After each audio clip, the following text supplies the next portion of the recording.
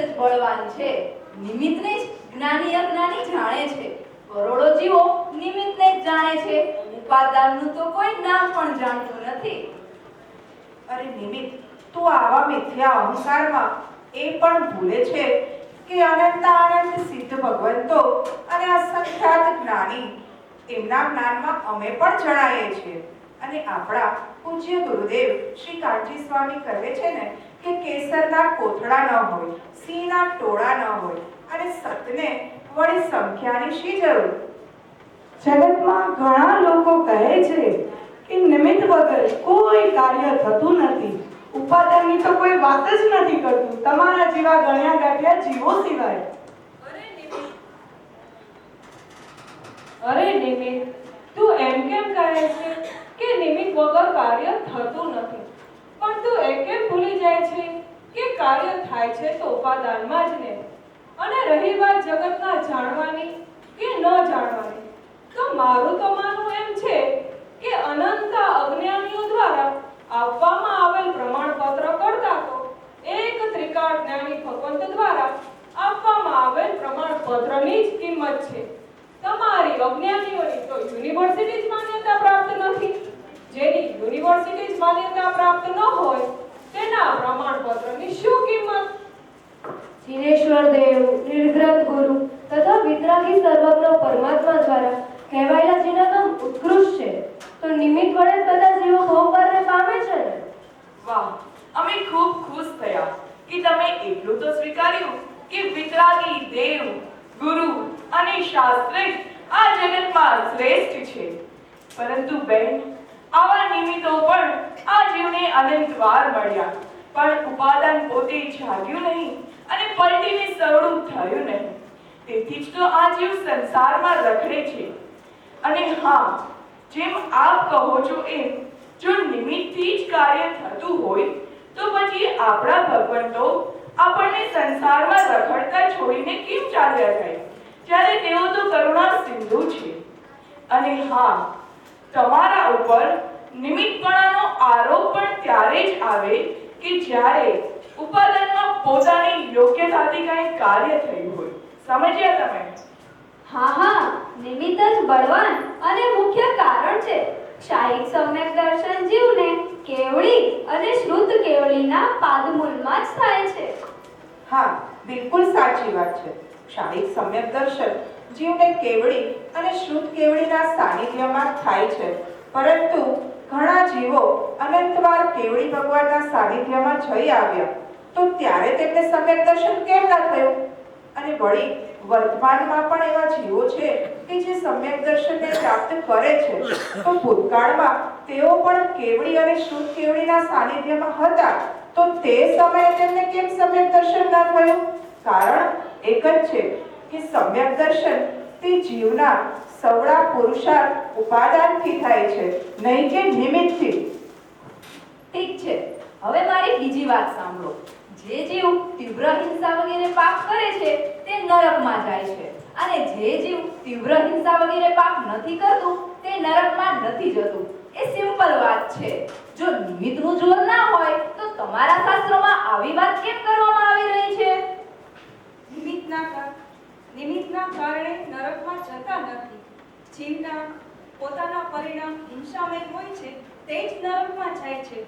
તેથી સમીસારજીમાં કહ્યું છે કે જીવને મારો અથવા ન મારો, કર્મ બંધો અધ્યવસાનથી જ થાય છે. સિમ્પલ વાત છે, ચોખ્ખું દેખાય છે. જે જીવ દયા, દાન વગેરે કરે છે તે જ જીવ જગતમાં સુખી થાય છે. આવું જ તો બધા જીવો માને છે ને. સુખ અને તે વળી સંસારમાં? આ તમે કેવી વાત કરો છો? સંસારમાં સુખ કેવું ને વાત કેવી? દયા, દાન, પૂજા, ભક્તિ વગેરેથી તો જગતમાં કહેવાતી સગવડતાઓ મળે છે, પણ એ સગવડતાઓમાં સુખ નથી, સુખાભાસ છે. જો તેમાંથી સુખ મળતું હોત તો જીવ એક વિષયમાંથી બીજા વિષયમાં જવાનું મન કેમ કરે છે? સગવડતાઓ એ સુખ નથી, બંધન છે, બંધન. બીજી રીતે કહીએ તો ધર્મ નથી, અધર્મ જ છે.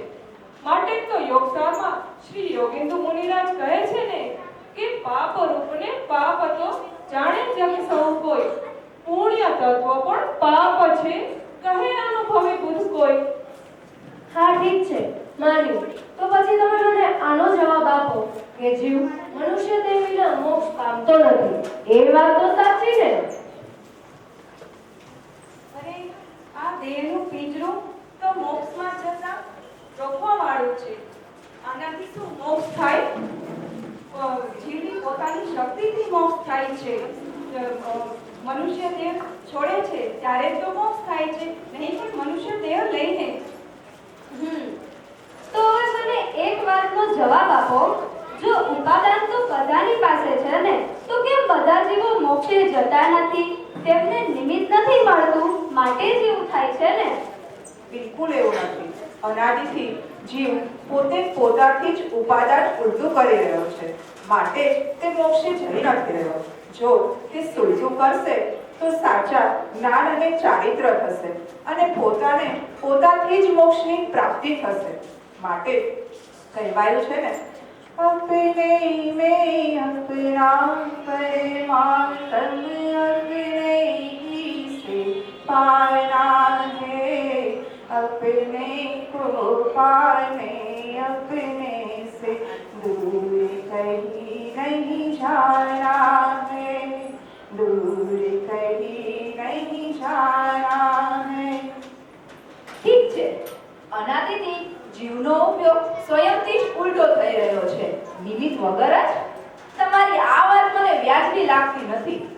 અરે આ વાત કઈ અમારા ઘરની નથી. આ તો અનંતા તીર્થંકરોએ કહેલી વાત છે અને આ વાત આમ જ છે. અરે કોઈના માનવા કે કોઈના ન માનવાથી સત્ય ઓછું પલટાઈ જવાનું છે? સત્ય છે તે તો ત્રિકાળ છે, નિરપેક્ષ છે, અહેતુક છે. ત્રણેય કાળે મોક્ષનો માર્ગ એક છે રે, ત્રણેય કાળે મોક્ષનો માર્ગ એક છે રે. અચ્છા, થોડી વાર માટે પણ તમારી વાતને સાચી માની લઈએ તો પણ તમારો અને મારો સંબંધ તો અનાદિથી છે, માટે બળવાન કોને કહેવું? તો પછી એમ રાખીએ કે આપણે બંને સરખા જ છીએ. સિમ્પલ વાત છે. જેનો નાશ ન થાય એ બળવાન, જે ઉપજે અને નાશ પામે એને કોણ બળવાન કહે? જો તું જ બળવાન છે અને તારું જ જોર છે, તો તું નિમિત્તને શા માટે ગ્રહણ કરે છે? સંસારના બધા જીવો આહાર રૂપી પર નિમિત્તના યોગથી તો જીવે છે. બિલકુલ નહીં. જો આહારના નિમિત્તથી જીવ જીવતા હોય તો અનાદિથી કોઈનું મૃત્યુ જ શક્ય નથી. અને 6 ઢાળામાં પંડિત દૌલતરાજજીએ પ્રથમ ઢાળમાં નરક ગતિના વર્ણનમાં કહ્યું છે ને, तीन लोक को नाज झुकाए, मिटे न भूख गणाए नहाए, यह दुख बहु सागर सोलायो, कर्म छोकते नरगति भयो. અરે અનાજનો એક દાણો તો શું, પણ પાણીના એક ટીપા વગર પણ નારકીનો જીવ સાગરો પગનું આયુષ્ય ભોગવે છે.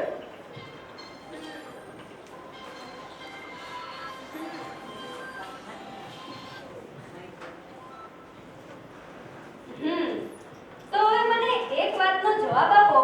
સૂર્ય, ચંદ્ર કે બીજા કોઈ પણ પ્રકાશ વગર જીવ દેખી શકે છે? જો ઉપાદાન પોતાનાથી જ દેખી શકતું હોય તો અંધારામાં ઉપાદાનને શું થઈ જાય છે? ત્યારે તે કેમ નથી દેખી શકતું? મારી વાત ધ્યાનથી સાંભળો. પ્રકાશ હોય પરંતુ જો દેખવાની શક્તિ ન હોય તો ક્યાં દેખાય જ છે? અને પ્રકાશની હાજરીમાં જો દેખાતું હોય તો પછી મરદાને પણ દેખાવું જોઈએ. અને હા, સર્વજ્ઞ ભગવંતો 3 લોક અને 3 કાળને યુગપતપણે પોતાનામાં રહીને જ તો જાણે છે ને. તો ન તો તેમને પ્રકાશ, ન તો તેમને અંધકાર નડ્યો, કે ન તો તેમને પ્રકાશની જરૂર પડી. આ જગતમાં બધા અમારે વશ પડ્યા છે, અમારા વિના કોઈની મુક્તિ જ નથી. અરે આવા અહંકાર ભર્યા વચનો ના બોલો.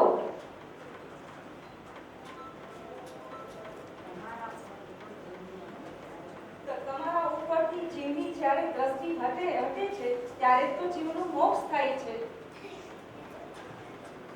અમને છોડવાથી મોક્ષ કેવી રીતે થાય? અમને છોડવાથી મોક્ષ કેવી રીતે થશે? પંચમહાવ્રતાદી ક્રિયાઓ તો મોક્ષ માર્ગમાં જ પ્રસિદ્ધ છે અને તેને જ તો મોક્ષનું કારણ માને છે. એવું લોકો માને છે ને, પરંતુ ભગવાને કહેલ વસ્તુ વ્યવસ્થા એમ નથી. પંચ મહાવ્રત, મન વચન કાયા તરફનું જોડાણ, એ બધો વ્યવહાર અને સાથે સાથે તમારું એટલે કે નિમિત્તનું લક્ષ્ય છોડે છે ને ત્યારે તો જીવ ભવપારને પામે છે. સંસારમાં સૌથી મોટો હું છું. સમ્યક દર્શનની ભૂમિકામાં જ્ઞાની જીવને શુભ વિકલ્પ આવે છે ત્યારે તો તીર્થંકર બંધ્ર બંધાય છે. અરે શુભ વિકલ્પો પણ જીવને દુઃખી કરે છે. અને તમે જેને સુખ કહો છો ને, એ સુખ નથી, એ તો સુખનો આભાસ છે, દુઃખ છે, અરે દુઃખનું મૂળ છે. તો હવે કૃપા કરીને એમ બતાવશો કે જીવ સુખી કેવી રીતે થાય છે? સુખ તો અંતરમાં છે. ઠીક છે, સુખ અંતરમાં છે તો દરેક જીવો દુઃખી કેમ છે? જો શુભ નિમિત્તો વગર તો જીવ દુઃખી થઈ રહ્યો છે. એવું બિલકુલ નથી. સંસારમાં આવા બધા સુખ તો જીવને અનંત વાર પ્રાપ્ત કર્યા છે. શુભ ભાવ એમને અનંત વાર મળ્યા છે, પરંતુ પોતે પોતાની તરફ દ્રષ્ટિ ન કરી, એટલે કે સમ્યક દર્શન પ્રાપ્ત ન કર્યું ને, માટે તો આ સાંસારિક જીવો દુઃખી છે. સમ્યક દર્શનમાં વળી છે શું? તેના એટલાથી થોડી ના મુક્તિ મળે. આગળ પણ ધ્યાન જ નિમિત્ત છે ને. ધ્યાન જ નિમિત્ત છે. ધ્યાન જ જીવને શિવ બનાવે છે. ધ્યાન અને યોગને છોડીને જ પુરુષાર્થ વડે શિવપદની પ્રાપ્તિ થાય છે. હા ઠીક છે. તો તમારી વાત રાખવા માટે આપણે એમ કહીએ કે જ્યારે કોઈ પણ કાર્ય થાય ત્યારે ઉપાદાનના 51% અને નિમિત્તના 49%. બસ હવે તો રાજી ને? ના, બિલકુલ નહીં. કાર્ય થવામાં એક પણ ટકો નિમિત્તનો ના તો અમને મંજૂર છે, ના તો સર્વજ્ઞ પરમાત્માને. કારણ કે વસ્તુ વ્યવસ્થા જ આમ છે, એમાં કાંઈ ફેરફાર થઈ શકે નહીં. અને વળી વસ્તુ વ્યવસ્થા સહજ, સરળ અને પરમ સત્ય છે. હું વિશેષમાં સમજાવું. જે દ્રવ્ય પોતે પોતાનાથી કાર્યરૂપે પરિણમે તે જ ઉપાદાન. ઉદાહરણ તરીકે જોઈએ તો સોનું, જે પોતે લગડીમાંથી બંગડી રૂપે પરિણમે છે, તો બંગડી રૂપે પરિણમવાનું કારણ તે પોતે જ છે.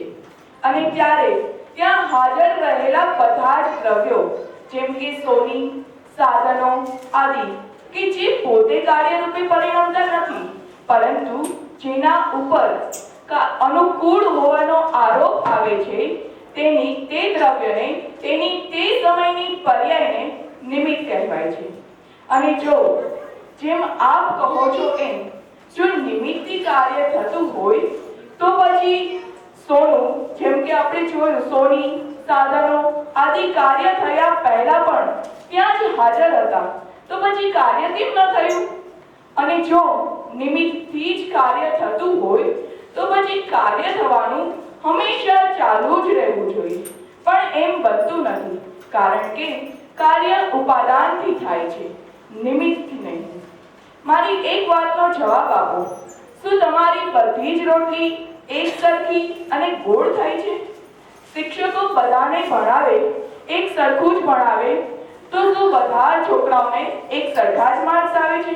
નહીં ને, કારણ કે કાર્ય નિમિત્તથી નહીં, ઉપાદાનથી જ થાય છે, જેવી જેની યોગ્યતા.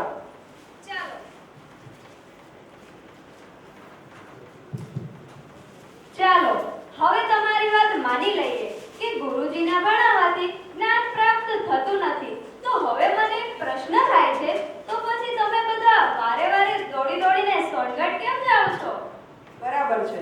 ગુરુદેવના સમજાવવાથી જ્ઞાન પ્રાપ્ત થતું નથી ને તે જ દ્રઢ કરવા અમે દોડી દોડીને વારંવાર સોનગઢ કરીએ છીએ. અચ્છા, તો તમે હવે જ્યારે સોનગઢ જાઓ ને ત્યારે અમને પણ સાથે લઈ જજો. નિમિત્ત વગર કાર્ય થતું નથી ને એ વાતને દ્રઢ કરવા માટે. ચોક્કસ. જીને વાણી અમૃત રસ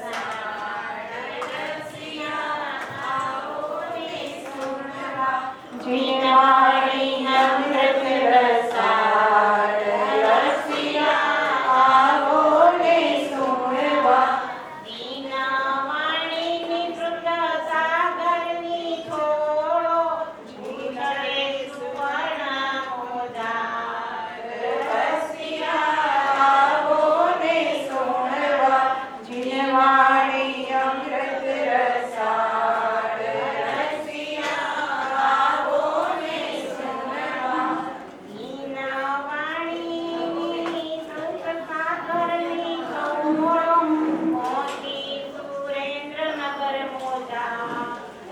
રસિયા આવો ને સુણવા જીને વાણી અમૃત રસાળ રસિયા આવો ને સુણવા.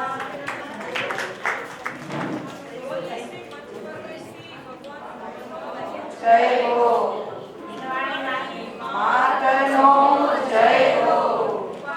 નિમિત્તનું સાચું સ્વરૂપ સમજાવનાર આપણા કવિ શ્રી સદગુરુ દેવનો જય હો. ધન્ય અવતાર કૃષ્ણમૂર્તિ ભગવતી માતનો જય હો. વિતરાગ સનાતન દિગંબર જૈન ધર્મનો જય હો. હવે 1 મિનિટ માટે જીનાંશ કંઈક કહેવા માંગે છે.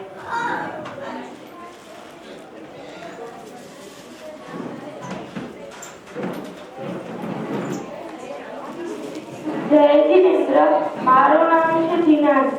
હું આજે નમો અરિયંતાણમ નમો શીર્ષાણમ નમો આયરિયાણમ નમો ઉવશાણમ નમો લોહિતવસાણમ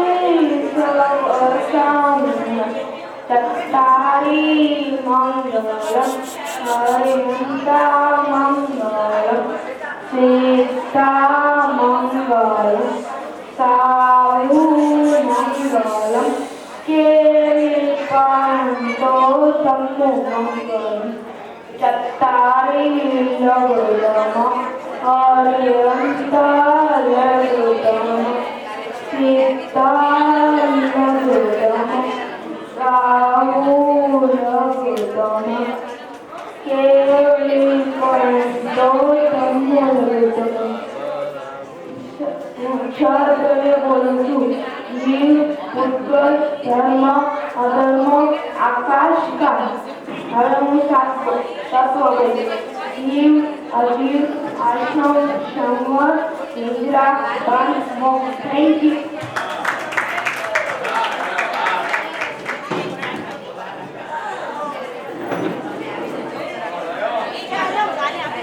જય જિનેન્દ્ર, અમારા જે સુંદર નાટક બન્યા છે એની માટે અમે ખૂબ ખૂબ આભાર માનીએ છીએ. બાજુ છો ને